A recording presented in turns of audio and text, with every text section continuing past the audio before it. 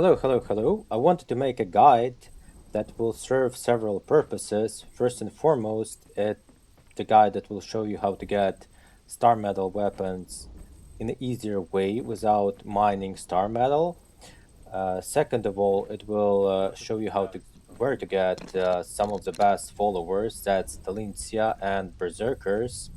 And third of all, it's a reliable method to get a lot of extra powerful followers. Those would be fighters, archers, and also craftsmen. And you can even get tier 4 craftsmen from this place.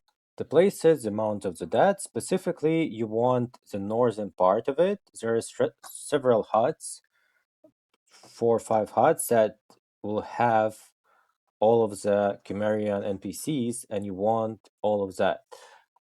If you're going for star metal weapons, several of them will drop two-handed weapons, but you should be prepared to farm for a little while. Like in a demonstration in here, I got first two-handed star metal greatsword fairly fast, but you can also get two-handed star metal mace, two-handed star metal axe, and there's a lot of one-handed weapons. So if you want to use one-handed weapons, you can get those even more easily, and you can get star metal shields as well from them. They drop that.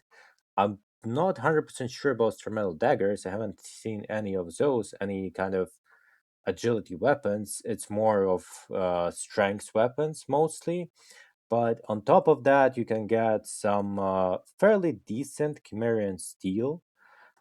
It's not too bad. Like it does its job pretty well in terms of frost resistance, and it's a fairly decent amount of armor. So it's I wouldn't say it's as good as Redeemed Legion, but it's pretty good for what it does. If you haven't crafted any better epic armor, or if you don't really plan on crafting epic armor, if you can handle that village in an armor that's slightly worse than epic, it's not a bad idea to get Chimerian steel either. So that could be pretty good when you're just starting out. The main thing in that village that you should be very aware of is sometimes and oftentimes you're gonna pull not one but two or three mobs at the same time. So I definitely recommend having a decent follower. And if you're going there first time, you can get a Chimerian fighter for a follower. You can get, as I mentioned before, you can get followers from that village itself, and it's very good spot for farming followers all the way to end game. And if you are lucky, you can get Chimerian Berserker, or you can get Delincia. Like personally, Chimerian Berserkers are my favorite.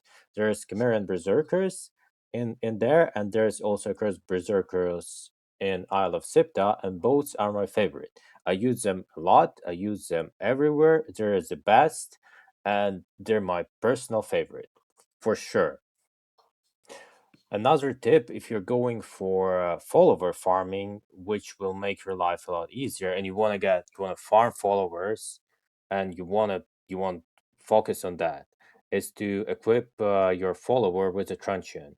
If you're using a build with two followers, you can get them two truncheons, and they're gonna run around and knock out everyone.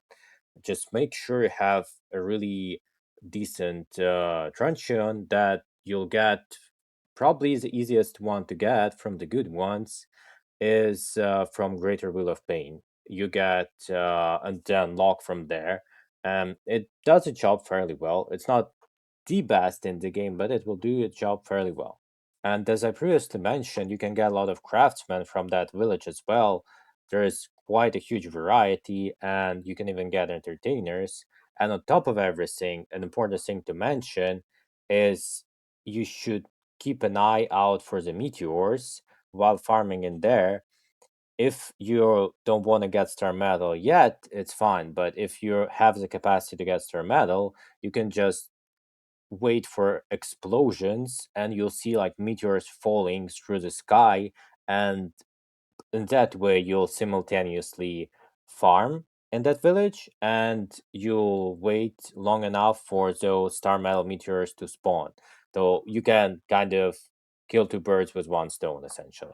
To make things even more convenient and even faster, especially if you're farming followers and you'll want to visit that village a lot of times, it's good idea to build an outpost in there and put a teleportation stone, but you'll need level 13 sorcery, so that's fairly end game solution.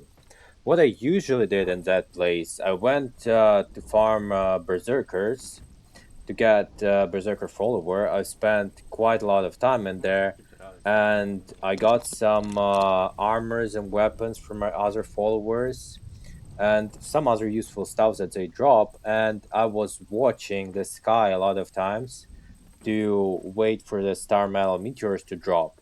And that's a kind of an end game thing that you could do as well. There's a better spot that I'll be covering in my next video, and it's on the Isle of Sipta. But in case you don't have the DLC or you don't want to go to Isle of Sipta, this is a very, very good spot overall for getting followers if we're talking about endgame, or getting star metal weapons if we're talking about just early end game. And Chimerian Steel Armor isn't that bad either. Thanks for watching. I hope you found this video useful. Give it a like and subscribe for more Conan Exiles and Enshrouded videos.